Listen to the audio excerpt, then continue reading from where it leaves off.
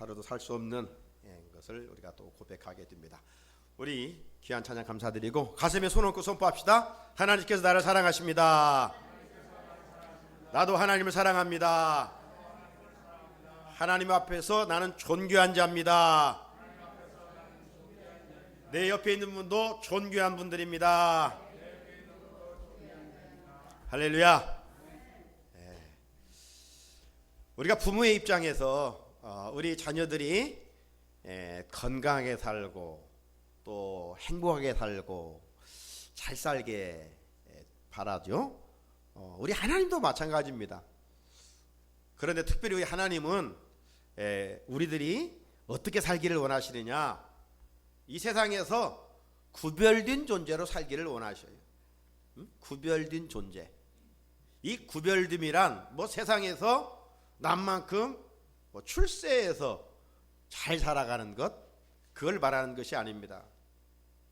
하나님이 원하시는 이 구별됨이라는 것은 세상에 살지만 세상의 가치관을 따라 살지 말고 하나님의 말씀의 가치관을 가지고 살아가라. 성경이 네 인생의 나침판이 되게 하라. 이런 구별됨을 말씀하고 있는 것입니다. 그럴 때 우리는 불의한 세상에서 의롭게 살 수가 있고, 거짓된 세상에서 진실하게 살 수 있고, 악한 세상에서 우리가 선하게 하나님의 뜻을 이루며 살아갈 수가 있습니다. 우리가 정말 잘 살아야 할 곳은 어딘가? 교회라고 하는 울타리 아니라 세상이라는 것이죠. 팔복의 가치관을 가지고 살아가는 그리스도인들이 정말 잘 살아야 될 곳은 세상이에요. 그래서 주님이 팔복의 말씀을 마치신 후에 지난주에 이어서 하신 말씀이 어떤 말씀이었습니까? 너희는 세상의 소금이라. 소금이 되어 살아라. 꼭 필요한 자가 되고 너희의 가치를 알고 살아라. 이런 말씀이었죠. 이어지는 오늘 말씀에서 주님은 또 우리에게 명하십니다. 너희는 세상의 빛이라. 너희는 세상의 빛이라. 지난주일 소금은 없어서는 안 될 필수품이라고 그랬습니다. 필수품이기 때문에 가치가 있다고 그랬어요. 오늘 본문 말씀도 이런 맥락의 차원에서 이해를 해야 될 것 같습니다. 너희는 세상의 빛이라. 여러분, 피조물은 빛이 없으면 살 수가 없어요. 사람도, 동물도, 식물도 빛이 없으면 살 수 없어요. 우리가 아무리 시력이 좋을지라도 빛이 없으면 볼 수 없어요. 여기 지하입니다. 우리 본당이. 여기 불 꺼면 캄캄해요. 볼 수가 없어요. 시력이 좋다고 볼 수 있는 게 아니라 이 말이죠. 따라서 사람은 어떤 상황에서도 빛이 있어야 볼 수가 있고 빛이 있어야 살 수가 있어요. 빛은 이만큼 중요한 거예요. 사랑하는 성산의 성도 여러분, 오늘 예수님께서 우리를 향하여 너희는 세상의 빛이라 말씀하셔요. 그 의미가 무엇인지 아시겠습니까? 우리는 세상에서는 없어서는 안 될 존재라는 거예요. 그냥 먹고 마시다가 세상 사람들처럼 끝날 존재가 아니라는 거예요. 빛이 피조물의 생명을 살려내듯이 주님의 제자로 부름받은 성도들은 세상에서 빛의 사명을 감당하여 추구하는 사람들을 살려내라는 거예요. 이런 사명이 우리에게 있어요. 여러분, 사람을 살려내는 일보다 중요한 일이 어디가 있겠어요? 살려내는 일보다 필요한 존재가 세상 어디에 있겠습니까? 그러므로 빛으로 사는 일은 자선이 될 수가 없어요. 나중이 될 수가 없어요. 먼저 해야 할 일이고 우선되는 일이에요. 빛이 없어 어두우면 아무것도 볼 수 없기 때문입니다. 우리가 어떤 캄캄한 장소에 가게 되면 제일 먼저 하는 일이 뭐예요? 스위치를 올려 불을 밝히는 일입니다. 그래야 다음 동작을 이어갈 수가 있어요. 우리 가지고 있는 성경 이 창세기 말씀에 보게 되면 천지창조의 사건이 기록되어 있지요. 천지창조 사건에서 하나님께서 제일 처음 말씀으로 무엇을 창조하셨습니까? 빛을 창조하셨어요. 왜 빛을 창조하셨을까요? 세상이 캄캄하기 때문에, 어둡기 때문에. 창세기 1장 2절을 보면 땅이 혼돈하고 공허하며 흑암이 깊음 위에 있고, 하나님께 세상을 창조하기 전에 모습은 이 말씀처럼 혼돈하고 공허하고 흑암 상태였습니다. 우리 사람은 캄캄한 데서는 아무것도 할 수가 없어요. 실상 하나님은 전능하신 분이시기 때문에 말씀으로 세상을 창조하신 그분이 뭐 빛이 있어야 다음 창조를 하실 수 있는 그런 한계를 가진 분이 아니에요. 그럼에도 불구하고 하나님께서는 빛을 가장 먼저 만드셨을까요? 그것은 우리 하나님은 질서의 하나님이기 때문에, 어둠이 있는 상태에서는 뭘 할 수가 없어요. 어둠이 물러가야 할 수 있기 때문에 하나님께서는 우리에게 질서를 가르쳐 주시기 위함인 거예요.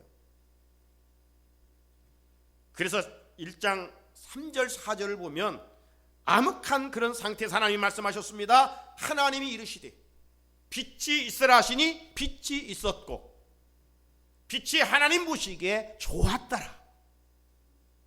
토부 좋았더라.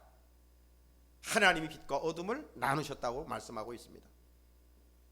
사랑하는 성산의 성도 여러분, 예수님은 우리를 세상의 빛으로 말씀하시는 것은 빛처럼 세상에서 가치 있는 존재와 필요한 사람으로 살아가라는 것이겠지요. 어둠이 있는 곳일지라도 빛을 비추면 어둠은 물러갑니다. 이 귀한 사명을 감당하지 못하면 우리가 살고 있는 세상은 죄악으로 점점점 더 어두워져 가게 되겠지요. 하지만 우리 그리스도인들이 가는 곳마다 빛의 사명을 잘 감당하노라면 죄악의 어둠의 권세들은 물러가게 될 것입니다. 오늘 14절에서 주님은 너희는 세상의 빛이라, 산 위에 있는 동네가 숨겨지지 못할 것이요 라고 말씀하셨습니다. 주님은 우리들이 이 세상 어디에서 무엇을 하든지 이 살리는 빛과 같이 그런 필요한 존재로 살기를 원하십니다. 자, 그렇다면 이제 등불을 켜서 어디에 두라고 주님은 말씀하고 계셔요? 15절을 보면 사람이 등불을 켜서 말 아래에 두지 아니하고 등경 위에 두나니 이러므로 집안 모든 사람에게 비치느니라. 2000년 전에 가정에서 불을 밝힌다는 것은 쉬운 일이 아닙니다. 이 빛을 밝히는 기름도 구하기 어려웠기 때문입니다. 제가 어릴 때 이 동네에 전기불이 들어오지를 않았어요. 그 집집마다 호롱불을 켜서 어둠을 밝히지 않았습니까? 오늘 본문 배경도 이런 분위기를 생각해 보면 좋을 듯합니다. 여러분, 이전에 시골에 호롱불을 켜서 어디에 둡니까? 바깥 마당을 밝히기 위해서는 그 박스 안에 호롱불을 또 심지불을 넣어가지고 그 현관 높은 곳에 달아놓습니다. 그래야 빛이 멀리 나가기 때문입니다. 방 안에서도 호롱불을 놓는 위치가 어디입니까? 방바닥에 놓습니까? 물론 놓을 수도 있어요. 그러나 나무 등잔들을 좀 길게 만들어서 높이 거기에 등불을 놓습니다. 그래야 방 안 전체가 환하게 밝힐 수 있기 때문이죠. 바로 그런 차원에서 오늘 예수님 당시에도 등불을 켜 높은 곳에 두었음을 말씀합니다. 사람이 등불을 켜서 말 아래에 두지 아니하고 등경 위에 두나니. 여기 말은 뭐 우리가 얘기한 말도 아니고 뭐 호스 그 동물 말도 아니에요. 여기 말은 지금 여 그림에 있는 것처럼 곡식을 담는 도구이죠. 이전에 시골에 보면 콩을 담든 뭐 쌀을 보리를 담든 그 되로 한 뒷박 두 뒷박, 그래서 물건을 매매하기도 했어요. 그런데 되는 작지만 여기 보는 그 말은 큰 것이죠. 뒤에 10번을 부어야 한 말이 되어요. 오늘 주님께서 등불을 켜되 방바닥에 두지 않고 바로 훨씬 높은 이 등경 위에 둔다, 그렇게 말씀을 하셨어요. 이게 단순히 말과 되를 그 높이를 비교하는 것이 아니라 되는 낮은 곳이고 말은 높은 곳을 의미하는 것이죠. 높은 곳에 놓을수록 그 빛은 멀리 환하게 비춰지기 때문에 그렇습니다. 자, 오늘날에도 마찬가지죠. 전등의 위치는 어디에 있습니까? 전기 시설을 해서 땅바닥에 시설을 하지는 않지요.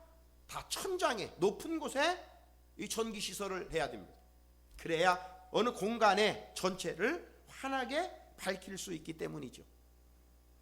자, 그렇다면 주님께서 사람이 등불을 켜서 말 아래 두지 아니하고 등경 위에 두나니 라고 말씀하신 영적 의미는 무엇이겠어요?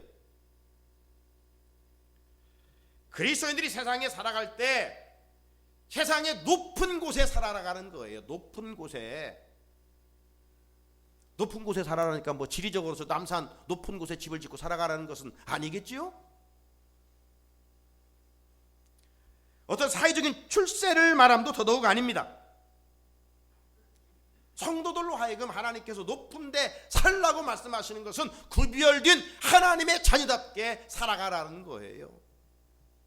이 땅에 속해 있지만 천국 시민권을 가진 거룩한 무리로서의 성도의 합당한 삶을 살아가라는 거예요. 세상은 영적으로 진단할 때 어두운 밤처럼 캄캄합니다.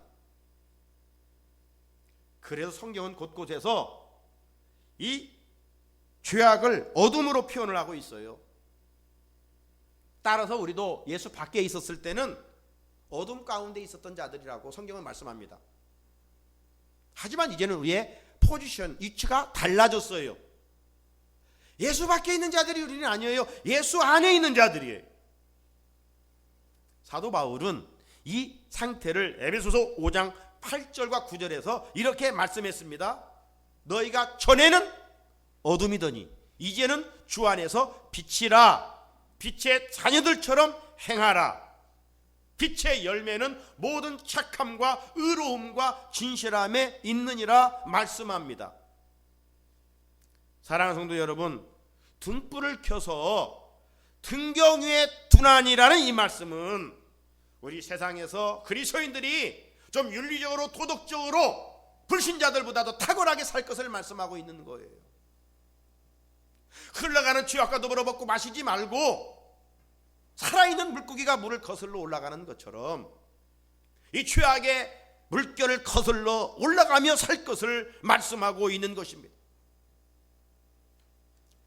빛의 자녀들이라고 했잖아요. 빛의 자녀들은 어떤 열매를 맺는다고요? 착함과 의로움과 진실함의 열매를 맺는다고 그랬어요. 우리가 대인관계 속에서 이런 열매들을 풍성하게 맺고 사는 것을 의미하는 것입니다. 지난 주일 세상에는 강도 같은 사람이 있다고 그랬어요. 강도는 누굽니까? 남을 해치는 사람이에요. 세상에는 이기적인 사람이 있어요. 이런 사람은 있으나만 하는 사람들이에요. 우리는 해로운 존재로 살아서도 안 되고 있으나만 하는 무익한 존재로 살아가는 것이 아니라 꿀벌처럼 자신도 나아가서 남을 유익하게 하는 이런 사람으로 살아가라는 말씀을 드리지 않았어요? 따라서 우리들이 세상 한복판에서 다른 사람들에게 덕을 끼치는 삶을 살아갈 수 있어야 합니다. 거듭난 그리스도인으로서 양심대로 살고 우리가 믿는 것과 행하는 것이 손해가 보더라도 하나 되는 삶을 살아가야 되는 것이죠. 내 유익을 위해 적당히 세상에 나가서 어둠과 짝하고 살면 그런 세상은 소망이 없어요. 타락한 본능을 따라 욕심부리지 말고 나누고 베푸는 되돌려 주시는 하나님의 축복의 말씀을 붙들고 우리가 살아갈 수 있어야 합니다.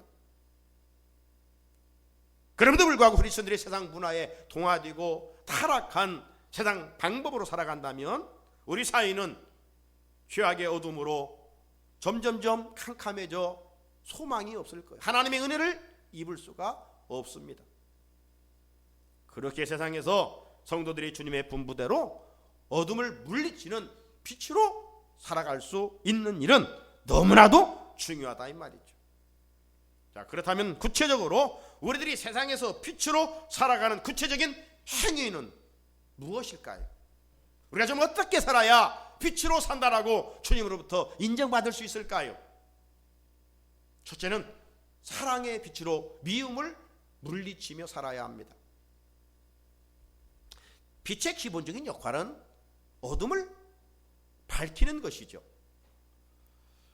여러분, 동력의 해가 떠오르면 밤에 그 깃든 어두움은 점점점 사라지고 환한 아침이 찾아오게 됩니다. 이런 환한 낮이 시간이 지나가고 또 어둠이 깃든 밤이 돌아오면 하늘의 별과 달빛이 빛을 발하여 어둠을 물리쳐 환하게 해 줍니다. 하나님께서 천지 창조를 통해서 이 자연계에 이런 빛을 우리에게 선물해 주셨습니다. 그리고 하나님은 만드신 천체를 오늘까지 안전하게 운행해 가고 계십니다. 그런데 우리가 인간이 다스리는 세계는 어떻습니까? 인간이 다스리는 그 세상은 계속 끊임없이 사건 사고가 일어나고 있어요. 따라서 하나님께서 만드신 이 천체를 안전하게 운행하지 않는다면 우리가 살고 있는 지구는 벌써 멸망하고 말았을 것입니다. 그러므로 우리 그리스도인들은 낮을 환하게 비춰주는 햇빛을 보면서도 어두운 밤을 비춰주는 달빛을 보면서도 항상 감사라고 하신 하나님의 말씀을 묵상하며 우리는 감사해야 됩니다. 하나님께서 세상을 창조하시면서 첫째 날 빛을 만드셨고 넷째 날 1월 성신 해, 달, 별을 만드셨어요. 하나님 만드신 이 빛의 으뜸 역할은 어둠을 물리치고 환하게 만드는 일이죠. 사랑하는 성도 여러분, 예수님께서 우리를 위해 세상의 빛이라 말씀하셨을까요?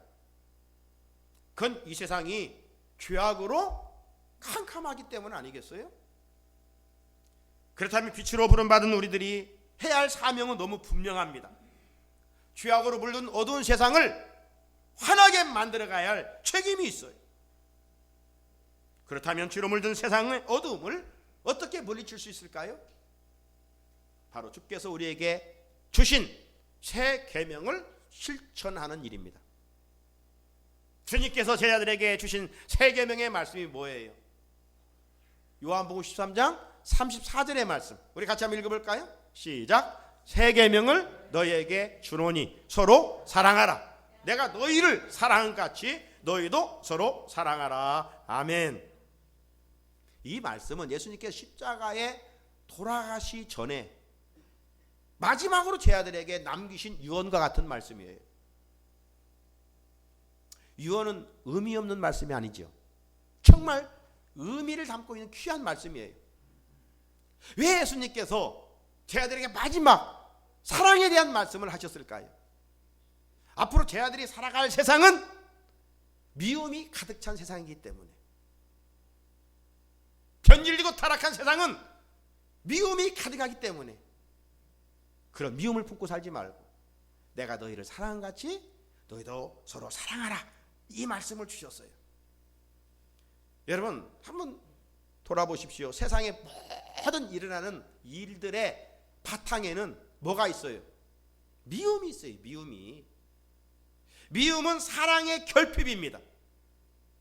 따라서 어디든지 사랑만 있으면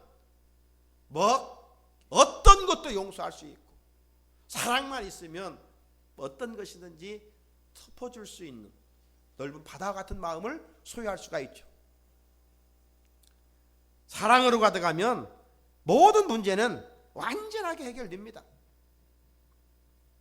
성경은 문제, 갈등, 싸움을 만들어내는 이 미움을 색깔로 표현하면 어둠으로 표현하고 있어요. 어둠.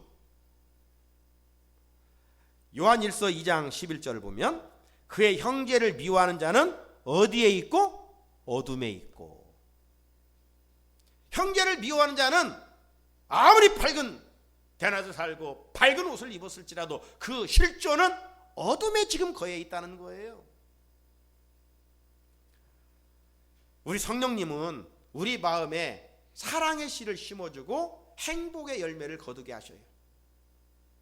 그런데 마귀는 우리 마음에 미움의 씨를 심어주고 불행의 열매를 맺게 합니다. 그러므로 무엇보다 성경은 우리 마음을 잘 지키는 일이 중요하다고 말씀하고 있어요. 무엇보다도 성령으로 내 마음을 늘 다스림 받기를 원하는 훈련을 부단히 할 수 있어야 합니다. 다른 말로 표현해보면 우리가 세상에서 빛으로 사명을 감당하기 위해서는 실상 우리의 능력은 없어요. 그렇기 때문에 참 빛이신 예수 그리스도의 마음으로 우리 마음을 리모델링 해야 돼요.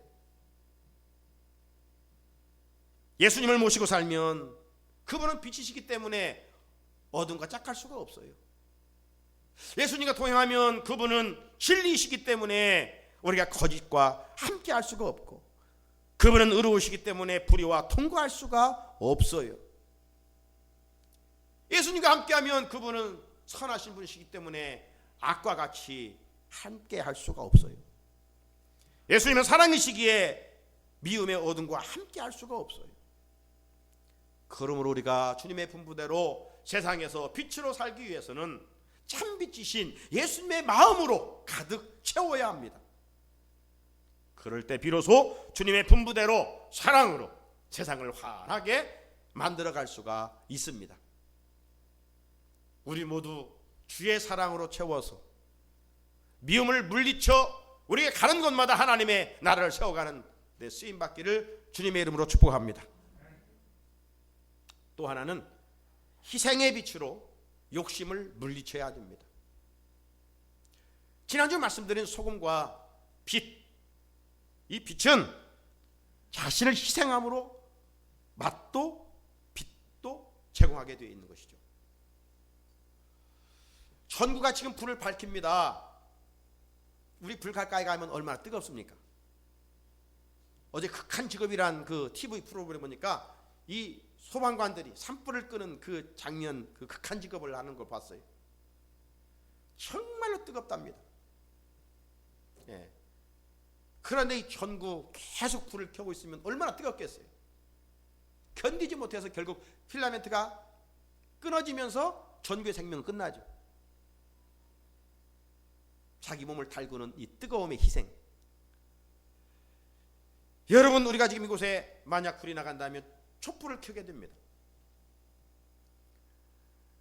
촛불이 불을 밝히기 위해서는 어떻게 해야 됩니까? 자기를 태워야 돼요. 그래야 빛을 선물합니다. 그러나 소금과 촛불의 공통점은 자기 희생이죠. 소금이 녹아짐으로 맛을 내고 소금이 녹아짐으로 부패를 방지하는 것이죠. 자신의 형체를 온전히 녹임으로 사명을 감당하는 것입니다. 촛불도 마찬가지죠. 끊임없는 자기를 태움으로 어둠을 물리치고 빛을 발하게 되는 것이죠. 예수님께서 우리를 향하여 너희는 세상의 소금이라, 너희는 세상의 빛이라 말씀하신 것은 공통점은 뭐냐? 희생과 섬김입니다. 하지만 우리 인간의 기본 욕구는요, 탐심이에요. 태어날 때부터 두 주먹 쥐고 울면서 태어나잖아요. 욕심의 상징이죠. 누가 이걸 부정할 수 있단 말입니까? 세상이 점점 어두워지는 이유는 물리적인 어두움이 아니라 부패한 사람들의 마음에서 나오는 탐심 때문에 그렇습니다. 사랑의 결핍에서 미움의 어둠이 파생된다면 희생의 섬김의 결핍에서 욕심과 탐심의 뿌리가 깊어집니다. 우리 주변에 추하고 악한 모든 일들은 인간의 마음에 자리 잡은 욕심을 절제하지 못한 데서 다 일어납니다. 어느 한 사람이 잘 나가다가 하루아침에 곤두박질하는 이유는 다 뭡니까? 탐심 때문에 그래요. 욕심 때문에 그래요. 한 사람이 끝없는 욕심이 마침내 가족과 공동체를 무너뜨리는 악의 축입니다. 가나안 정복 시대에 지도자는 여호수아였죠. 여호수아가 그 강한 여리고성을 어떻게 무너뜨렸습니까? 말씀에 순종함으로. 하루에 한 바퀴씩 돌았어요. 전쟁에서 이기기 위해 전략을 세운 게 아니에요. 하나님이 하라는 대로 했어요. 그래서 여리고성과 싸워 이겼어요. 정복했어요. 그때 하나님이 여호수아와 그 백성들에게 경고의 말씀을 했어요.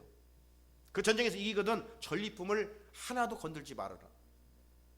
다 하나님께 구별된 것이다. 여호수아 6장 21절이죠. 그 성 안에 있는 모든 것을 온전히 바치라. 니들이 싸워서 이긴 게 아니야. 그러니 물건에 탐내지 말고 나에게 바쳐. 그런데 아간이라는 한 사람이 하나님의 말씀을 어겼지요. 주변을 돌아보니까 사람이 없어요. 사람을 의식하면 넘어집니다. 거짓의 올매에 걸리게 됩니다. 우리는 항상 하나님을 의식하고 살아야 돼요. 아간이 보니까 사람이 없어요. 완전 먼지다. 그래서 거기에서 신할산 위투 한 벌과 은 200세겔과 금 50개를 훔쳐서 자기 장막에 감춰뒀지 않았어요? 이게 기본적인 타락한 우리 인간의 탐심의 마음이에요. 그러나 이 탐심을 품었던 아간이 잘 됐느냐 이 말이에요. 그거 가지고 그것 때문에 여호수아 군대가 아이성과의 전쟁에서 대패배를 하게 되었지요. 제비뽑아 아간과 그의 가족은 돌무더기 신세가 됐어요. 이처럼 인간의 욕심은 가정과 공동체에 재앙을 동반하게 되어 있습니다. 사랑하는 성도 여러분, 오늘날에도 모든 문제의 근원은 욕심과 탐심입니다. 그런데 인간은 어리석어서 깨닫지 못하고 움켜쥐는 일에만 열심을 내게 되어 있어요. 우리 안에 깊이 내린 이 욕심을 죽이지 못하면 세상에서 주께서 분부하신 빛의 사명을 감당할 수가 없지요. 사도 바울은 그래서 에베소서 4장 22절에서 너희는 유혹의 욕심을 따라 썩어져가는 구습을 따르는 옛사람을 벗어버리라고 말씀하고 있어요. 욕심은 우리 그리스도인이 입어야 할 아름다운 옷이 아니에요. 과감하게 벗어버려야 할 추한 옷, 더러운 옷이에요. 그래야만이 욕심을 내고 살아가는 세상의 사람들에게 그리스도의 빛을 환하게 밝힐 수 있다라는 사실이죠. 빛은 이 어둠을 밝힐 뿐만 아니라 앞에서 말씀드린 것처럼 생명을 살려냅니다. 예수 그리스도께서 자기 희생을 통하여 죽어가는 사람들을 살려내지 않았습니까? 영혼의 어둠에 거할 멸망의 사람들을 구원해 하나님의 자녀의 반열에 올려놓지 않았습니까? 그러므로 우리는 더 이상 어둠의 욕심과 탐욕을 벗어버리고 우리 주님처럼 자기 희생의 섬김과 희생의 삶을 살아갈 수 있어야 됩니다. 그건 쉽지 않아요. 하지만 내가 주님의 마음을 품을 때, 주님의 마음을 나에게 이식시킬 때 우리는 빛을 발할 수가 있어요. 왜? 그분은 참빛이시기 때문에. 참빛이신 주님을 통해서 영적 에너지를 공급받게 되면은 우리가 세상에서 빛을 발하여 빛의 역할이 살리는 것처럼 죽어가는 영혼들을 살려내게 된다, 이 말씀이죠. 그래서 주님은 너희는 세상의 빛이라 말씀하셨습니다. 우리가 세상에서 빛의 모습으로 살아가면 그 결과는 어떻게 될까요? 자, 16절 같이 읽어보겠습니다. 마지막 절 시작. 이같이 너희 빛이 사람 앞에 비치게 하여 그들로 너희 착한 행실을 보고 하늘에 계신 너희 아버지께 영광을 돌리게 하라. 아멘. 주님은 이 말씀에서 누구 앞에 빛을 비추라고 말씀하고 있어요? 사람 앞에 비추게 하여. 여기 사람은 누구일까요? 믿지 않는 불신자들을 말하는 거예요. 그들 앞에 우리들이 거룩한 빛을 비추라는 겁니다. 그 거룩한 빛이 어떤 빛이라고요? 사랑의 빛이고 희생의 빛이라고 오늘 말씀해 주셨습니다. 이 거룩한 빛을 세상에 강하게 비추고 살기 위해서는 먼저 우리가 할 일은 참빛이신 예수님을 품어야 돼요. 예수님의 마음을 닮아야 돼요. 그러면 나는 할 수 없지만 주님의 능력으로 착한 행실을 넉넉히 할 줄로 믿습니다. 바라기는 우리의 발걸음이 가는 곳마다 사랑의 빛으로 미움을 물리치고 희생의 빛으로 욕심을 물리침으로 하나님의 나라를 아름답게 세워가고 그러한 착한 행실을 통해서 하나님 아버지께 영광 돌리는 귀한 성도들이 되기를 주님의 이름으로 축복합니다. 거룩하신 하나님 아버지 감사합니다. 지난주에 이어서